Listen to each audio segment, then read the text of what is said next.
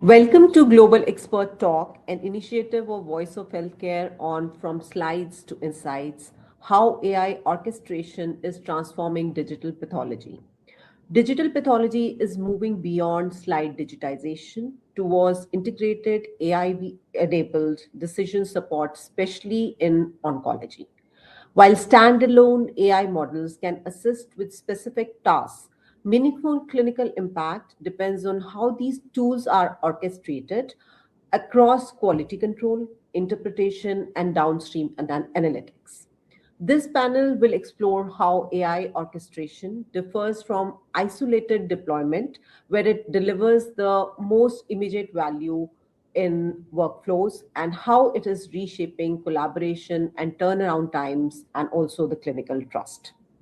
To discuss this, I have with me today Mr. Akash Parvatikar, an AI scientist and product manager, Histowiz, New York, United States. Welcome, Akash. Thank you so much, Dr. Manisha. It's glad to be on your podcast and looking forward to an interesting yet important discussion in digital pathology.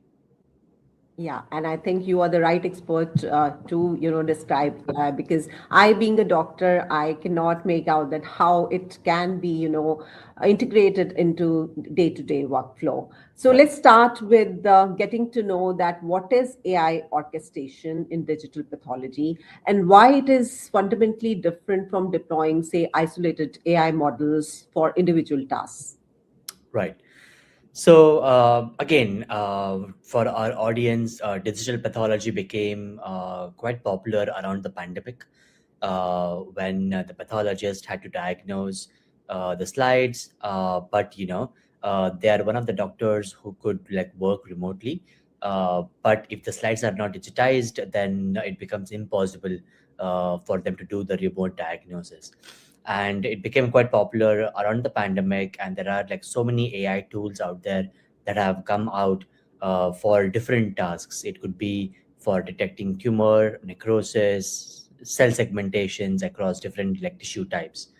Now what happens is all of these tools are isolated, like each company has its own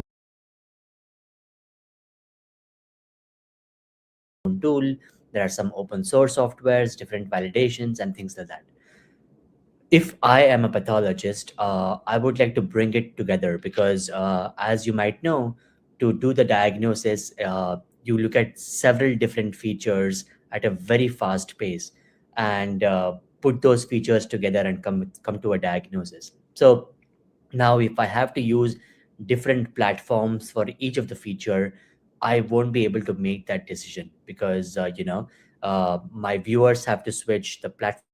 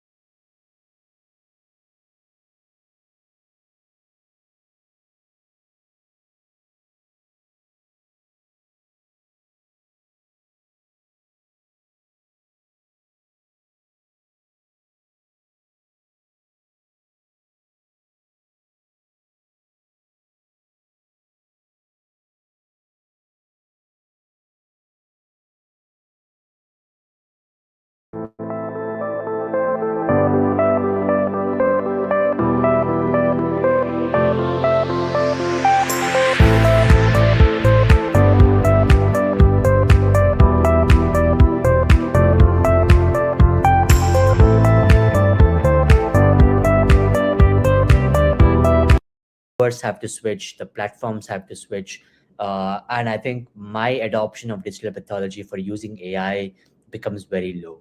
So AI orchestration in very simple terms means that uh, the pathologist, being the orchestrator, brings all these AI to one single slide viewer.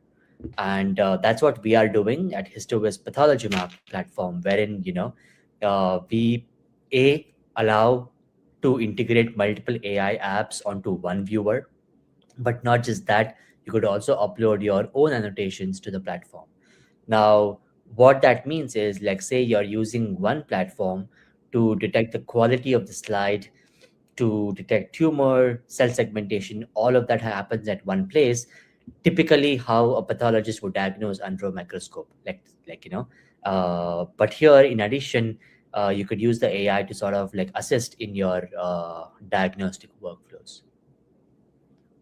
Right. So what I understand is what a human eye is doing. That is, we have different tools, and we are, in orchestrating it into the workflow which a pathologist is using. So let's understand that across, say, diagnosis, prognosis, and therapy selection, where does AI orchestration create the most immediate and measurable impact in pathology workflow?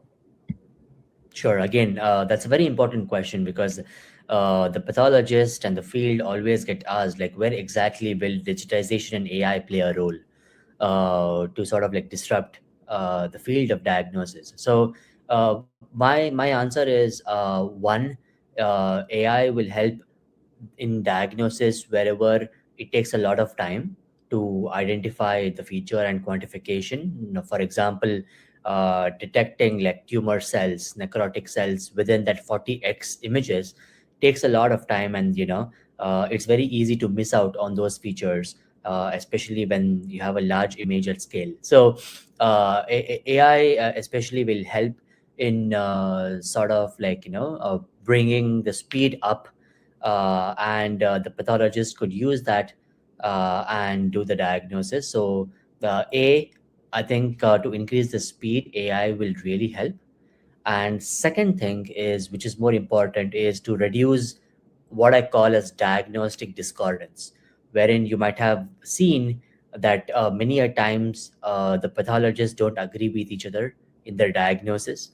And I think there is so much of disagreement among the clinicians in a particular diagnosis. And I think some of it stems from the fact of uh, one pathologist might identify the features and the other one might have missed out, or might have over diagnosed a particular case. So AI will definitely help in these two areas. And again, tying back to the orchestration part of it, uh, the AI tools out there again has to come onto a single slide viewer, wherein it could truly speed up the process and not increase the time to diagnose. For example, if the pathologist or a clinician takes a time to load the AI tool, or the AI itself takes time to do cell segmentations, and the pathologist just has to wait, it's no good.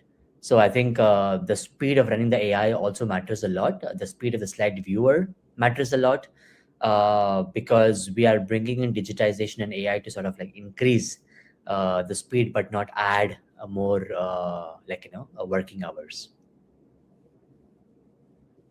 Right, right. So I think standardization is one, and increasing the speed and Yeah. helping pathologists to diagnose.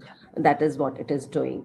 So, how does orchestration approach reshape collaboration, if we may say that, between pathologists, oncologists, or tumor boards, compared to what traditionally slide-based workflows were doing? Right. So I think taking a step back, like slide digitization, I think one of the major benefit is telepathology.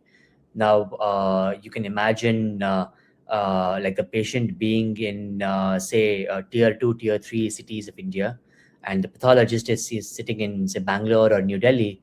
Now, digitization allows the expert pathologist to diagnose somebody who is in other parts or rural parts of the country. So, I think that's a huge benefit all over the world, especially when it comes to diagnosis. And AI orchestration, especially now, it allows to create a platform to sort of like uh, it allows to build a communication platform among the pathologists. Now, many a times there might be like a second opinion that is required uh, between the different clinicians. Now, say for example, even for second opinion, if it happens within the same hospital, it might be a bit faster. But if it has to go to a different city or different hospital, shipping the tissue blocks, and it just adds time, and time is of essence in many cases when we talk about, say, invasive cancer or like things like that. So it's very, very important. So the orchestration allows to sort of like have that rapid second or third opinions for a particular diagnosis, so that the patient can get from diagnosis to treatment much quicker. So there, even from the patient perspective, it plays a huge role.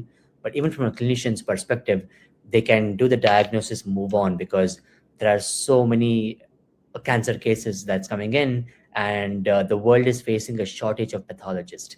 So digitization allows to sort of like bridge that gap. Now, when it comes to AI orchestration, so a here, for example, there is an AI tool to detect like tumor, necrosis, trauma, and all these features. Uh, we want to have as little bias as possible. Like, for example, we don't want a pathologist who actually annotated the data to use the AI tool and validate the AI tool. Or we don't want a pathologist from the same hospital where they validated the AI tool. We want the diversity in the pool. So we want to hire pathologists from different hospitals, different cities, and all that. So here, how AI orchestration helps is that you can sort of like recruit clinicians from other cities and look at the same slide at the same time. And with AI, without AI, you can do the comparison and do better validation studies. So I think that is tremendously useful. It's just to put guardrails to what the AI is doing, and and how we approach using AI for pathology. So, So telepathology is also something that can be addressed yeah. with it. Yes. Right. And how does integrating, quality control, tissue analysis, and downstream analytics into a single workflow influence, say, the turnaround time and clinical decision readiness? Sure. Again, that's a fantastic question, and I can answer it in a couple parts actually. So, I think slide quality control is at the top most importance, because you might have always heard this, which is like garbage in, garbage out. So you want to make sure that the data is clean, it's of highest quality, it is of that good quality that a pathologist might have seen under the microscope. There is no tissue blur, separation, folds, and all that. So uh, we have deployed an AI quality control. So every single slide that comes to the lab is QC checked, both by AI and then a human expert. So now this AI for QC detects the common quality issues which I mentioned, which is tissue blur, folds, cover slip, micro vibrations, and all that. So there is also the viewer that allows you to see all these QC issues. So there is like transparency. Like, for example, if you just click on the QC tool, you're able to see some boxes all over the slide, like bounding boxes, where the AI has detected, okay, there is some blurry region here, or like, there is some folds over here. So now when it comes to, say, you use the AI for like drug discovery or toxicity studies and all that, or phase 1 clinical trial, it's very important for you to validate your AI system on good quality regions. So uh, there should be transparency even in displaying the quality, because every single time the slide might not be of highest quality, but we want to be transparent and say, okay, I know it's not of highest quality, but these are all the blurry regions I've detected. You can omit these regions for your diagnosis, or like, you can sort of like look at other regions. So that's one thing. And we have tools for tissue segmentation and detecting tumor. uh, we have also partnered with multiple AI apps. One AI app is based out of India. It's the IRA Matrix. based out of Mumbai, who champion in preclinical AI models, and the other one is AOSIN, based out of Netherlands, where we integrate kidney-based AI tools. So what we are doing is we're adding flavor to the AI apps. Now you have one AI app for quality control, you have one for detecting tissue, tumor, cell types, and all that. Now we are going ahead and partnering with multiple AI companies.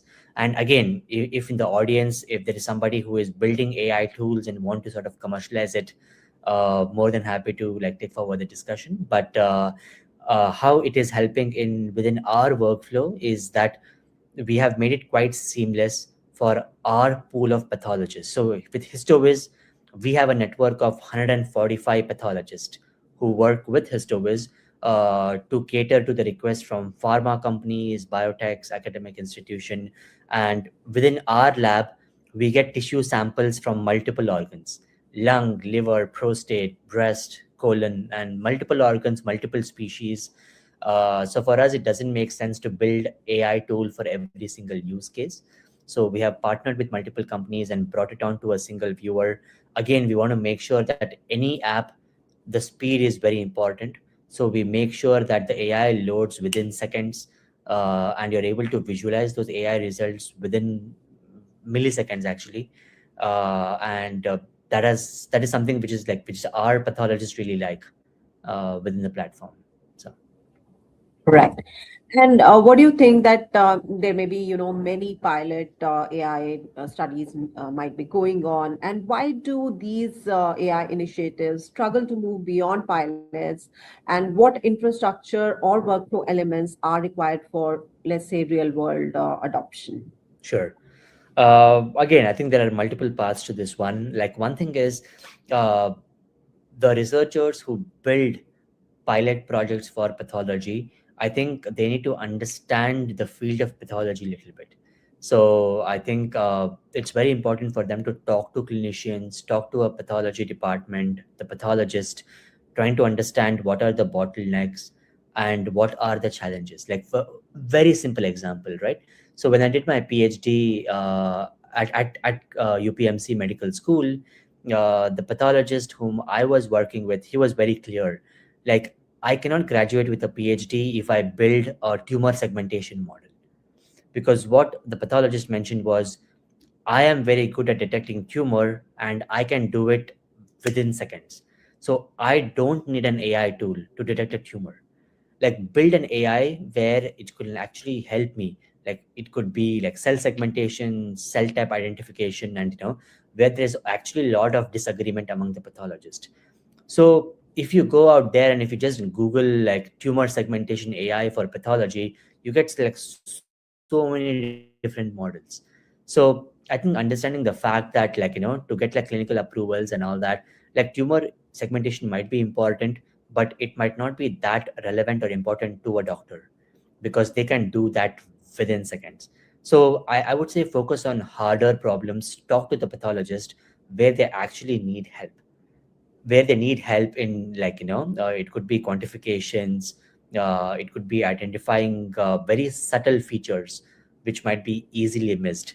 I think if you focus on those projects, that might move the needle from a pilot to commercialization. That's one thing from a development perspective. Second is validation. We have seen many projects out there where all the pathologists are from within the same department. They take the concordant labels, and then there is no diversity of data. And this is very popular. Like say for example, an AI is developed within a single hospital, and then when you take to production, the lab protocols are different, the way do you create images are different, and the way the doctors diagnose are different. For example, if you take a same case to an Indian pathologist to a US set of pathologist, the diagnosis might be entirely different. So now if the AI was trained on a certain specialization, it might not work in others. So I think even this has to be thought very well, as to what is the diversity that you're tackling.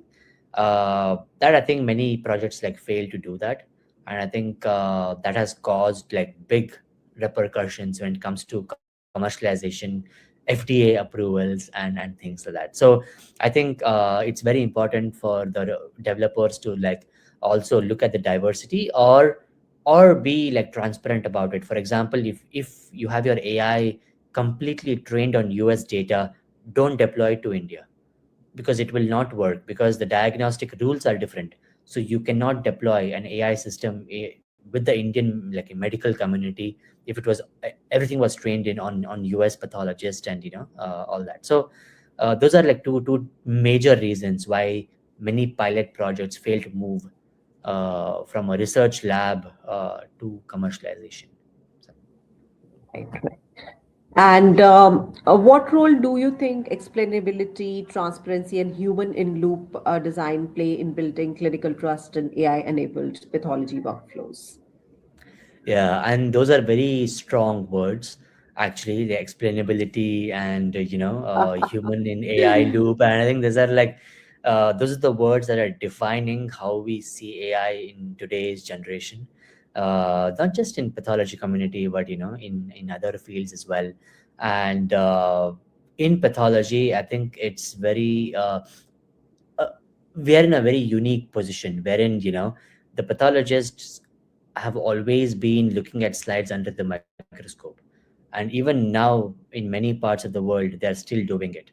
So we are trying to convince the pathologists to go towards digitization, and beyond that we are trying to convince to use some tools which could help in their workflow.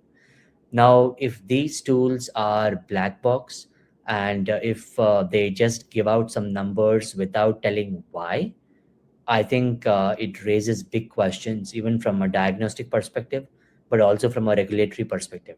When it comes to like patient reimbursements, and like who is going to pay for it?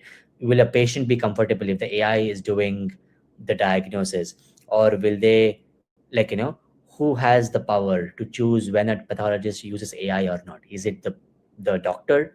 Is it the hospital? Is it the patient who decides? So many questions arise.